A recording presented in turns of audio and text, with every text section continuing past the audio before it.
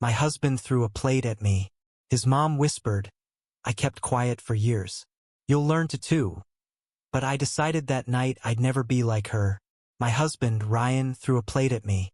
Right there at his parents' dinner table. A white porcelain plate with roasted chicken and gravy flew past my face and shattered against the wall. The sound was deafening. A sharp crack that seemed to split the air, and maybe something inside me, too. Helen, his mother, didn't even flinch. She just looked at me and whispered. I kept quiet for years. You'll learn to, too. Ryan's father refilled his glass of wine. His brother laughed at something on his phone. The smell of food mixed with the metallic scent of fear, and everyone acted like nothing had happened. Ryan wiped his hands with a napkin and said, Maybe next time, just don't talk back. I excused myself and went to the bathroom. My reflection looked foreign. A trembling woman with a red scratch down her cheek and eyes full of disbelief. Helen followed me in, calm as ever. Don't make a scene, she said softly. Men have tempers. The trick is not to provoke them. I didn't answer, but in that silence, something shifted. A voice inside me, quiet but fierce, whispered back, I will never be like you. The next morning, Ryan brought roses. Not a small bouquet, 2 dozen, deep red, with a white ribbon that said forever yours. He stood in the doorway holding them like peace offerings from a battlefield he swore wasn't real. I'm sorry, he said. His voice cracked, tears welling up in the corners of his eyes. I lost control. You know how stressed I've been. He looked so fragile, so guilty, that a part of me, the part that still remembered the man who once brought me coffee in bed and called me his piece, believed him.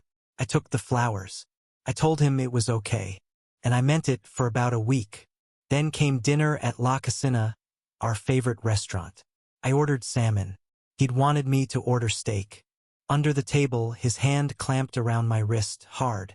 You keep making me look stupid, he hissed, smiling so the waiter wouldn't notice. His grip tightened with every word. I tried to pull away, but his fingers dug into my skin until I couldn't feel my hand. When the waiter left, Ryan leaned closer. You make me angry, he whispered. You know that, right? I nodded, afraid that saying the wrong word would bring another scene. Around us, couples laughed, forks clinked, music played. I wondered how many people had seen, and decided to look away. After that night, the gifts began. Designer handbags, perfume I didn't like, a diamond bracelet that left me feeling more trapped than cherished. Each I'm sorry came in a prettier box. Each bruise hid under longer sleeves. He started checking my phone, just to make sure no one's filling your head with nonsense. Then came the warnings. Your friend Melissa doesn't respect our marriage. Your coworker flirts too much. Your mom's trying to control you. One by one, people disappeared from my life. It was always easier to avoid the argument than to defend myself. When I mentioned returning to my old design job, just to feel like me again, he smirked. If you miss humiliation that much, go ahead. Find someone who'll hire you. You'll come crawling back once you see what you're worth. That night, my phone lit up with a text from my mom. She'd sent a heart emoji. Nothing more. Ryan saw it. His eyes narrowed. You've been talking to her a lot lately, he said. I was just. Before I could finish, he snatched the phone and hurled it against the wall. The screen shattered, glass sprang across the carpet. He stood over me, breathing heavily. Next time, he said quietly. Listen when I talk to you. The next morning, there were roses again. This time, pink ones, the gentle kind, he said. And for the first time, I didn't even bother putting them in water. They wilted in their paper, slumping by the kitchen sink. Just like me. Every petal that fell reminded me of something I'd lost. A laugh, a friend, a boundary. He thought the gifts covered the cracks. But the cracks were spreading quietly beneath the surface. Sometimes I'd wake up before him and just watch him sleep, peaceful, harmless looking. And I'd wonder, is this what love is supposed to feel like? Because if it was, I wanted no part of it. But fear has a way of disguising itself as loyalty. And I still believe that maybe, just maybe, if I loved him right, he'd stop needing to hurt me. I didn't know then that love had nothing to do with it. It was about control. and I was already losing the last pieces of myself to it.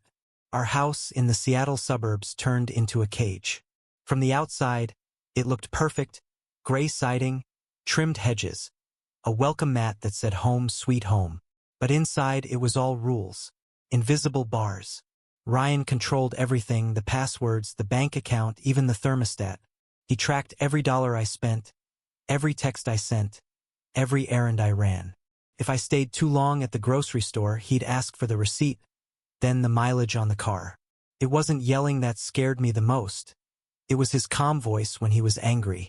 That quiet tone that meant a storm was seconds away. The smallest things set him off. The wrong tone in my voice. The wrong outfit for dinner. A meal that was too salty. And then that switch in his eyes, cold, detached, like he was watching himself from the outside. Once, at his friend Eric's birthday, he wrapped an arm around me and said, "My wife's only talent is reheating leftovers." Everyone laughed. The kind of laughter that says it's just a joke, right? So I laughed too, because that's what you do when you're scared. You blend in. You become smaller, quieter, invisible. But later that night, when we got home, he grabbed my arm and shoved me against the wall. "You embarrassed me," he said. "You made me look weak." His hand was on my shoulder, not hard enough to leave a bruise, but firm enough to make me feel owned. I didn't cry. I just stood there, staring at the family photos on the wall, the smiles that had started to feel like lies. That night, when he fell asleep, I locked myself in the guest bathroom. The tile floor was cold. My hands shook as I dialed a number I'd memorized weeks ago from a flyer at the grocery store. A domestic violence hotline. The phone rang twice before a woman answered. Her voice was steady, soft, human. She asked if I was safe. I told her I didn't know. She didn't tell me to pack up and leave. Not yet. Instead, she said something that changed everything. "Leaving is the most dangerous time. Plan it carefully. Get your documents, some cash, a safe place to go. You're not crazy. You're surviving." For the first time in years, I felt seen. Not pitted. Not blamed. Just seen. When I hung up, I sat there on the floor for a long time, staring at the sink. The faucet was dripping, steady, rhythmic. It sounded like time counting down. I cried quietly, not from fear this time, but from something closer to relief. Someone finally believed me. The next few days I moved carefully. I started keeping small amounts of cash in the lining of my old purse. I copied my driver's license and birth certificate, hiding them in a cookbook he never opened. Every morning, I rehearsed a version of myself that wouldn't raise suspicion. Cheerful, obedient, grateful. Ryan noticed the change. He thought it meant I was learning. In a way, I was learning how to disappear. He still bought me flowers sometimes, as if beauty could erase damage. I'd trim the stems, arrange them in the vase by the window, and watch them die one petal at a time. Each falling petal became a mark on my calendar. A countdown to the day I'd stop pretending. At night, when he snored beside me, I'd trace invisible escape routes in my mind. What to pack, where to hide the keys, which bus routes led out of town. The house was silent except for the hum of the fridge and the tick of the hallway clock. But inside my head, the noise was deafening. Plans, fears, what-ifs. I was terrified, but beneath that terror, a strange calm grew. I was no longer begging the universe for a miracle. I was building my own. And somewhere, deep inside, that quiet voice from before, the one that had whispered, "I will never be like you," spoke again. This time it wasn't a whisper. It was a promise. I became invisible. That was the first step. Not the kind of invisibility that hides you from sight, but the one that makes you small enough to pass unnoticed. I smiled more, nodded more, agreed more. The less he noticed me, the safer I was. Every night after Ryan fell asleep, I wrote lists in the back of an old cookbook. Things I'd need, places I could go, numbers to call. It felt like playing chess with someone who didn't know a game was being played, except losing meant I wouldn't make it out. I copied my driver's license, birth certificate, and our marriage records, folded them into a Ziploc bag, and hid them under the lining of my suitcase. I took photos of bruises, my arm, my ribs, the small round mark near my collarbone, and saved them in a hidden folder titled Recipes. I hid $20 bills inside a rusted cookie tin behind the flour jar. It wasn't much, but every crumpled bill felt like a tiny piece of freedom. I told Ryan I'd joined a cooking class on Tuesday nights. He liked the idea, said it made me more useful, but I never went to any class. Instead, I drove to the library downtown, used their computers to search for design jobs, shelters, and affordable rooms for rent. The librarians didn't ask questions. They just smiled, the kind of smile that feels like safety. One night, Ryan came home angry, said I'd scratched his car. I hadn't even driven that day, but reason didn't matter. He shouted until the neighbor's porch lights flickered on, then slammed the door so hard the pictures fell off the wall. I stood there shaking, surrounded by shards of glass, realizing how close I was to becoming one of those names on the news. The next morning, he handed me a velvet box. Inside was a necklace, gold, delicate, expensive. "To show I love you," he said. His smile was soft. His eyes weren't. That's when I understood. Every gift was another chain. Every "I'm sorry" was just a new lock, and I was done collecting them. Took me 3 months to plan my escape. I memorized bus schedules, contacted a shelter that specialized in relocation, and prepaid for a small moving truck using cash I'd saved from pretending to buy groceries. I even found a tiny studio apartment 3 towns away, listed under an older woman's name who rented discreetly to women in transition. When Ryan announced he had a 3-day work trip to Portland, my heart pounded so loud I thought he could hear it. But I smiled, kissed his cheek, and said, "Drive safe." The moment his car disappeared down the street, I moved fast. Every second mattered. I packed only what I needed: documents, clothes, my laptop, and one framed photo of my parents before they passed. The movers arrived 2 hours later, right on time. They didn't ask questions. They just loaded the boxes. I paid them in cash and gave a fake forwarding address. One more layer between me and him. Before I left, I stood in the kitchen one last time. The roses from last week were dead, their stems blackened in murky water. I thought about all the mornings I'd stood there pretending to be fine, making coffee, smiling, waiting for him to leave first. I wrote a note and placed it next to the flowers. "Don't look for me. I have proof. Come near me, and it goes to the police." My hands trembled, but not from fear. From adrenaline. From finally taking back something he'd stolen. My will. Then I locked the door behind me, slid the key under the mat, and walked to my car. The air outside was cold and sharp, but it tasted like freedom. I drove through the night, headlights slicing through fog, the city shrinking in the rearview mirror. I didn't have a destination yet, just a direction. Away. At one point, I stopped at a rest area by the highway. The world was quiet except for the hum of vending machines and the chirp of crickets. For the first time in years, there was no one waiting to check my phone. No one to ask where I'd been. I sat there in the driver's seat, hands still trembling, and whispered to myself, "You did it." And then, like a dam breaking, I cried. Not out of sadness, but release. Every tear felt like washing him off me, drop by drop. Somewhere beyond the horizon, a faint line of dawn appeared. It wasn't much, just a thin streak of light. But for me, it was everything. He found me a week later, at my parents' house in a small Colorado town I hadn't called home in years. I was still unpacking the essentials in my old bedroom, cardboard boxes stacked haphazardly, when the doorbell rang. Through the peephole I saw him, Ryan. His arms carried roses, like the same weapons of control he had wielded in Seattle. But his face was twisted with fury, eyes sharper than ever. I froze. My heart thudded in my chest.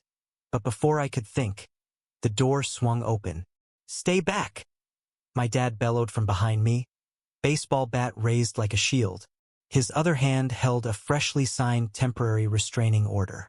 Ryan's mouth opened, closed. Then he muttered something I didn't hear over my dad's protective stance.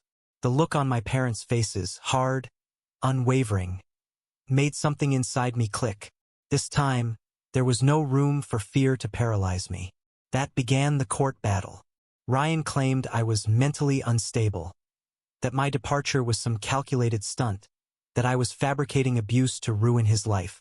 I sat quietly in the courtroom for the first hearings, notes and photos hidden in my bag, feeling small but resolute. And then Helen appeared. He didn't expect her. I hadn't invited her. But she walked into the courtroom carrying an envelope that seemed heavier than her frail frame suggested. Inside were photographs, medical records, and her own journals. Pages filled with stories of bruises hidden beneath long sleeves, nights she'd cried alone, decades of control, manipulation, and fear. She approached the judge slowly, carefully. Her voice trembled, soft but clear. I kept silent for decades. I let my husband hurt me. I let my son grow into this pattern. But I will not let this continue. Let my son face the truth I never spoke. The room was silent. Ryan's confident mask faltered, his face a mixture of disbelief and anger. The judge leafed through the envelope, photographs of injuries, medical reports, Helen's meticulous notes about patterns of abuse spanning decades. Every bruise, every threat, every apology disguised as a gift, laid bare. The courtroom, once an intimidating arena, felt like a space where truth finally had power. Ryan could not hide behind charm, lies, or anger anymore. When the verdict came, it was as if a weight lifted from my shoulders. Ryan lost. Full protection was granted.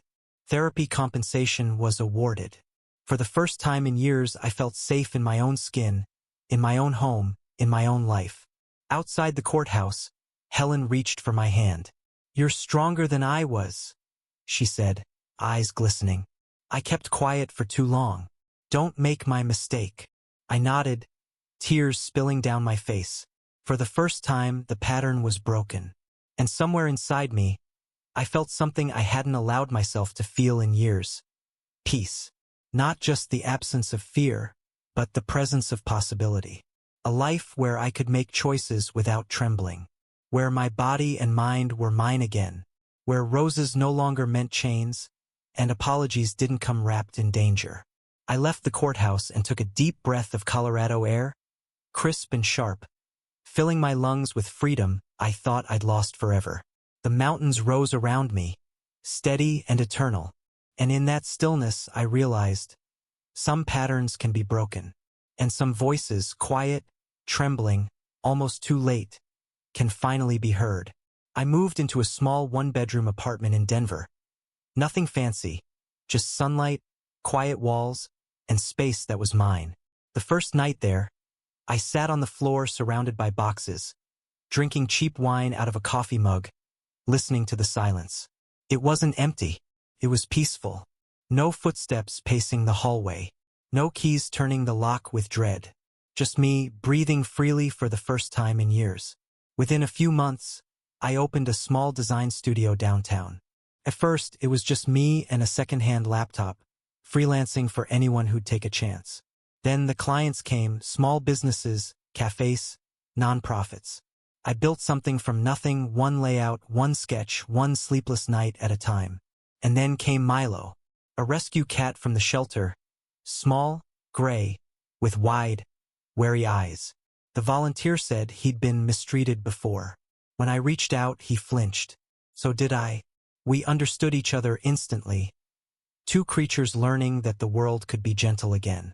2 years later, I met Liam. He was a biology teacher at a local high school, the kind of man who noticed the small things. A crooked picture frame, a wilted flower, a nervous laugh. We met at a coffee shop when he accidentally spilled his drink on my sketchbook. He apologized about 10 times, then offered to buy me a new notebook. I laughed for the first time in what felt like forever. We started seeing each other slowly, coffee, long walks, quiet dinners. The first time he reached across the table for the salt, I flinched before I could stop myself. He froze immediately, hands up, eyes soft. "I'd never hurt you. Ever," he said quietly. Something inside me cracked. The kind of break that lets light in. I cried right there at the table, and instead of awkwardness, there was just understanding. He didn't ask for explanations. He just stayed. Not all healing is loud. Sometimes it's a whisper between heartbeats. A moment of safety you didn't think you'd ever feel again. Around that same time, Helen left her husband. She sold the big house in Seattle and moved into a small apartment above a bookstore. She started working there part-time, shelving novels and recommending poetry to strangers. We'd meet for coffee once a month, two women bound not by blood, but by survival. One afternoon, she said, "I thought freedom would feel strange, but it feels quiet." And I smiled, because I understood exactly what she meant. A year later, I got a call. A young voice, barely a whisper. "Hi, it's Emily. Helen gave me your number." Ryan's new wife, 22 years old. Her words tumbled out. Fear, confusion, shame. "How did you do it?" she asked. "How did you find the strength to leave?" I told her everything. The plan, the hiding, the hotline, the fear that never really goes away but stops ruling your life. She cried. I listened. When the call ended, I sat in silence, staring at the phone, praying she'd make it out before it was too late. I never found out if she did. But that call changed me again, because I realized how many others were still trapped, waiting for a sign that freedom was possible. So I created the Lighthouse Project, a nonprofit that helps women plan safe escapes, find shelter, legal help, and the courage to start again. At first, it was just me and 2 volunteers. Now it's a network, a lifeline for those still in the storm. Every time a woman walks through our doors, trembling, lost, clutching a small bag of essentials, I see pieces of myself in her. And every time one of them walks out smiling, alive, I remember Helen's whisper that night at the dinner table. I kept quiet for years, but I also remember the voice that answered her. The promise I made to myself in the mirror, with a red scratch on my cheek and trembling hands. I will never be like you. Now, years later, I finally understand what that really meant. It wasn't anger. It was a vow to break the silence, to end the pattern, to turn pain into purpose. And every time someone leaves the darkness behind, every time another woman says I'm free, I whisper it again, softly, but certain, I never will.